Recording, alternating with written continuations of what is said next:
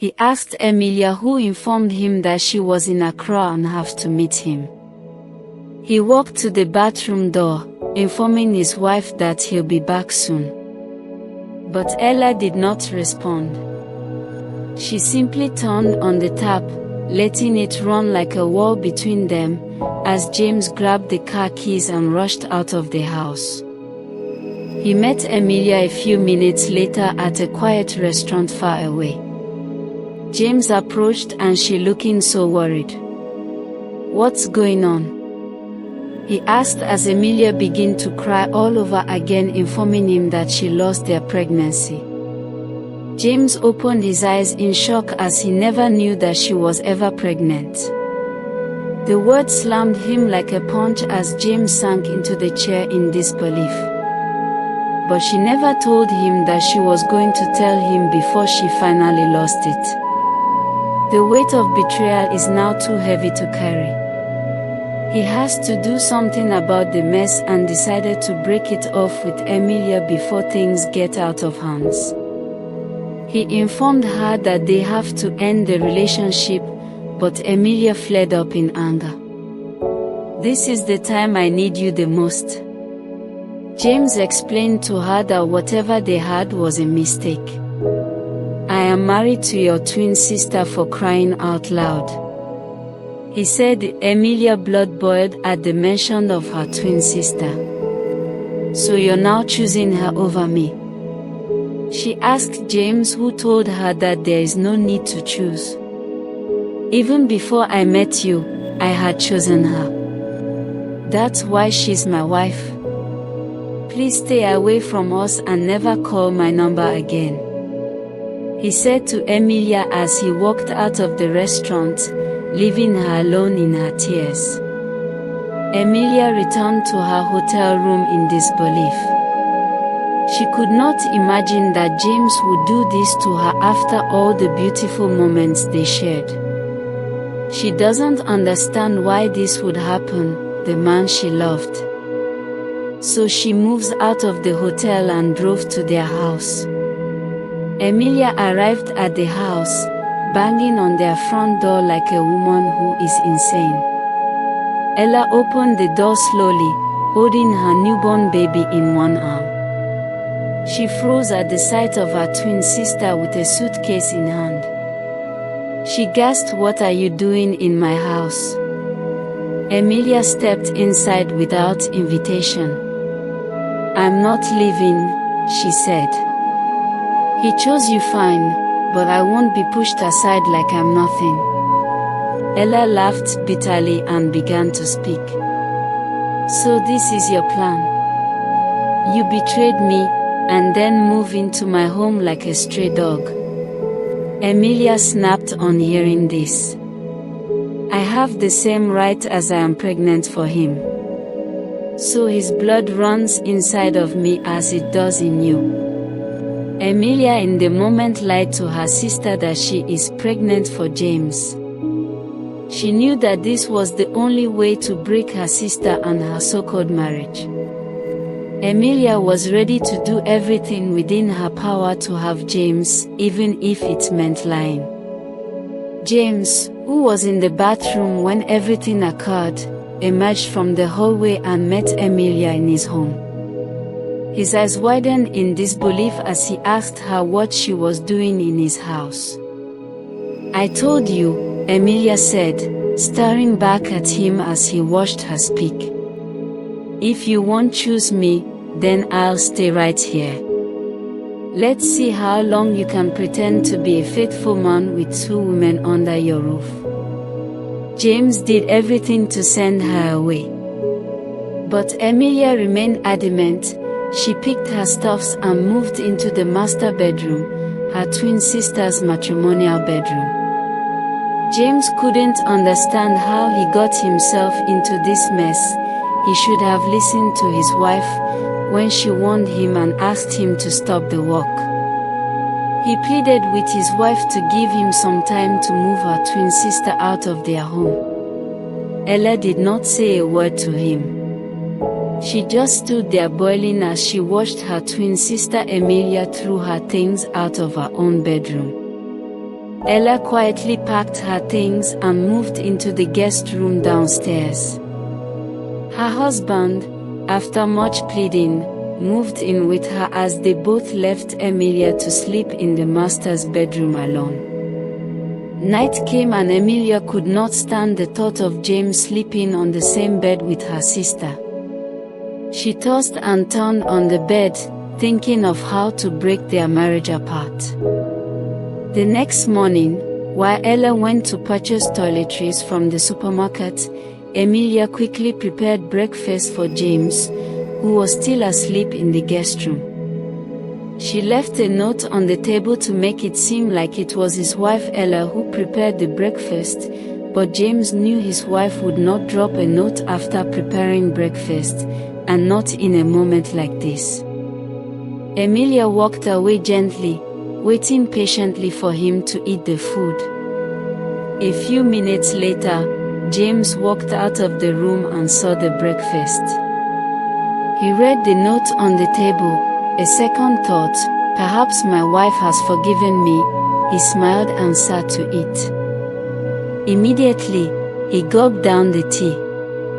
James became dizzy and disoriented. Emilia walked out of her room wearing her sister's gown and perfume. She grabs him up to the guest bedroom, pretending to be her twin sister as he made his way with her. They had sweet love together, missing each other badly. A few hours later, Ella returned from the supermarket and was shocked to see her husband asleep with her twin sister on the same bed, filled with rag. She boldly took photographs of them and posted it on social media for the whole world to see. #twin steals her sister's husband, the caption read as the internet went crazy over the news. Emilia was awoken by calls informing her that her investors are pulling out their support from the company. James also lost his job at the farm after the news escalated. The company could not afford the public disgrace, especially on their project which was meant to represent integrity and innovation.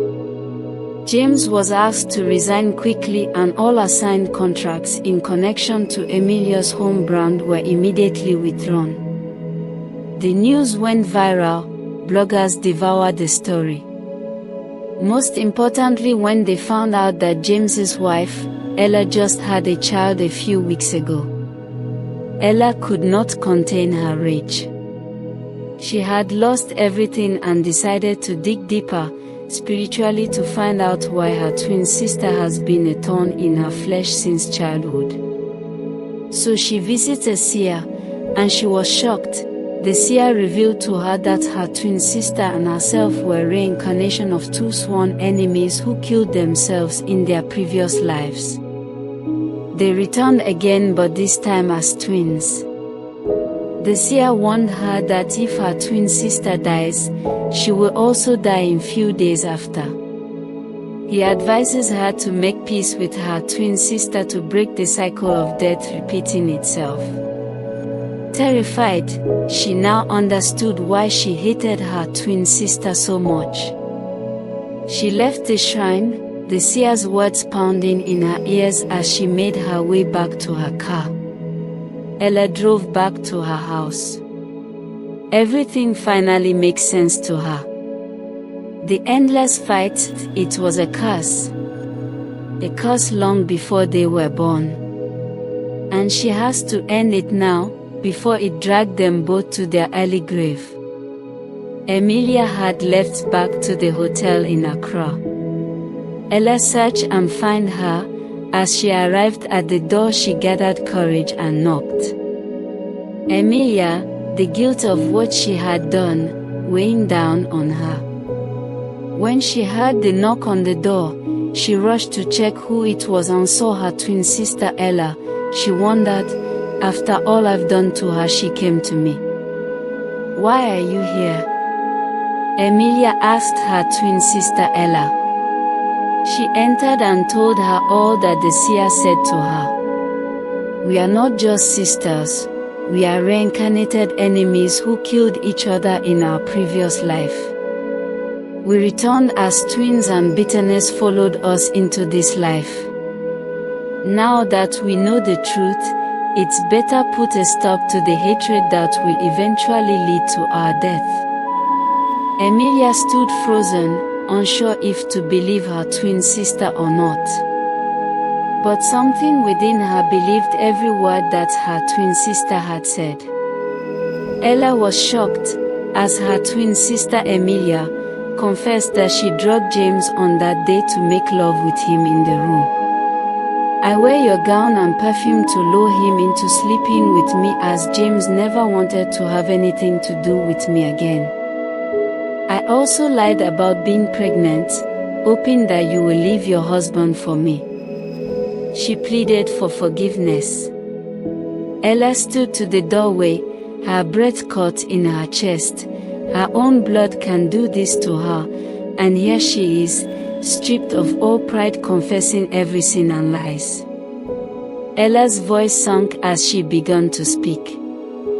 "I want us to break the curse and live in peace.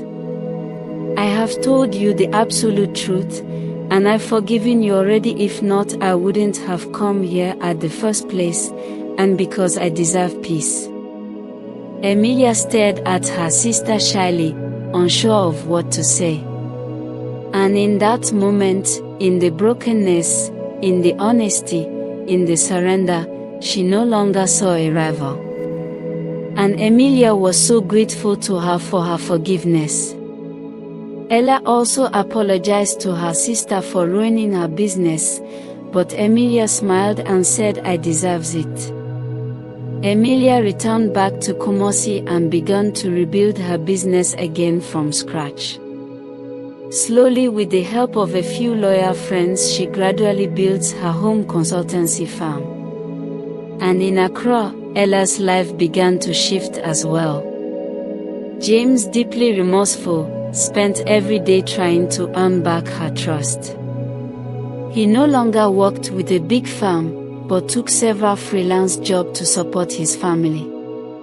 He's mostly at home, present and attentive to his wife and baby Mokofui.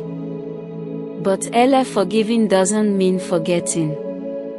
It was choosing to move forward even when your heart still leans from the blow.